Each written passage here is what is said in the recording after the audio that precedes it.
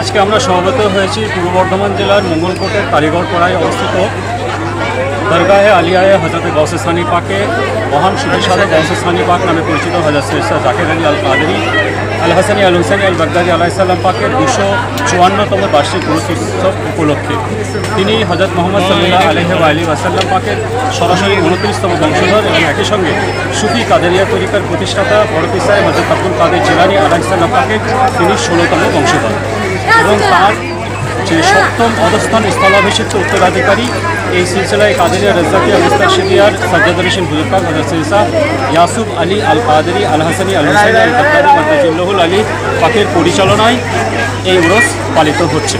জি, এটা প্রতি বছরই কোন সময় হয়? 1192 হিজরি, মানে সেটা ইংরেজি হচ্ছে 1778 খ্রিস্টাব্দ। সেই সময় 5ই জিলহজ তার বেসালে হাক আমরা যেটা বলি তিরোধান দিবস, অর্থাৎ যারা আল্লাহর বলি, যারা আল্লাহর বন্ধু, তাদের পরলোক গমনটা আমাদের মতো সাধারণ মানুষের মৃত্যুর মতো নয়, এটা পর্দার আড়ালে চলে যাওয়া, এটা কোরআন হাদিস থেকে নানাভাবে প্রমাণ করা যায়। তো সেই বেসালে হাকের দিনটা হচ্ছে অত্যন্ত গুরুত্বপূর্ণ একজন ওলি আল্লাহর কাছে, তারা আল্লাহর বলি। তো এই 5ই জিলহজ তার যে বেসালে হাক হয়েছিল সেই দিনটাকে স্মরণ করে প্রত্যেক বছর এই চান্দ্র মাস অনুযায়ী 5ই জিলহজ তার উরস পাক এই দরগাহ আলিয়ায় হযরত গৌসে সানি পাকে পালিত হয়ে থাকে। কোন কোন এলাকা থেকে মানুষজন এসছেন? প্রায় পশ্চিমবঙ্গের সমস্ত জেলা থেকে রিজার্ভ বাস এবং গাড়ি করে মানুষ, এবং সবচেয়ে বড় কথা হযরত মুহাম্মদ সাল্লাল্লাহু আলাইহি ওয়াসাল্লাম পাককে কোরআনে রাহমাতুল্লিল আলামিন বলা হয়েছে, অর্থাৎ তিনি শুধু মানে মুসলমানদের জন্য নয়, সমগ্র মানব জাতির জন্য, সমগ্র জগতের জন্য কল্যাণস্বরূপ। তো তার বংশধরদের মধ্যে এই ধারাটা একইভাবে বর্তমান। সুতরাং এখানে আপনি দেখবেন সুফিজম, এটা এরাই হচ্ছে সুফিবাদের ধারক বাহক।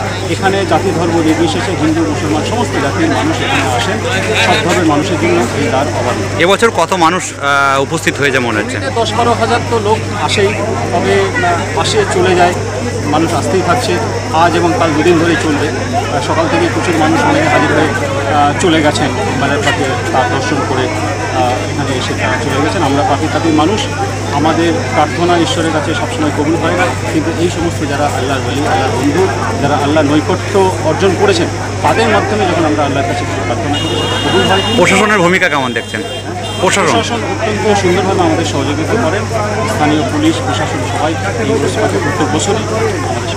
এটাই বার্তা এখানে যে ইসলামে আজকে নানাভাবে বিভ্রান্তি আছে, ইসলামকে অনেকে সন্ত্রাসবাদের সঙ্গে গুলিয়ে ফেলছে, কিন্তু প্রকৃত ইসলাম শান্তি এবং সম্প্রীতির ইসলাম হযরত মুহাম্মদ সাল্লাল্লাহু আলাইহি ওয়াসাল্লাম পাকের ইসলাম। তিনি তো তরবারির সাহায্যে ইসলাম আনেননি, তার মধুর ব্যবহার, তার আচরণ সব দিকে মানুষ আকৃষ্ট হয়েছিল। তো প্রকৃত ইসলাম কিন্তু এই সুফিবাদ, তার বংশধর।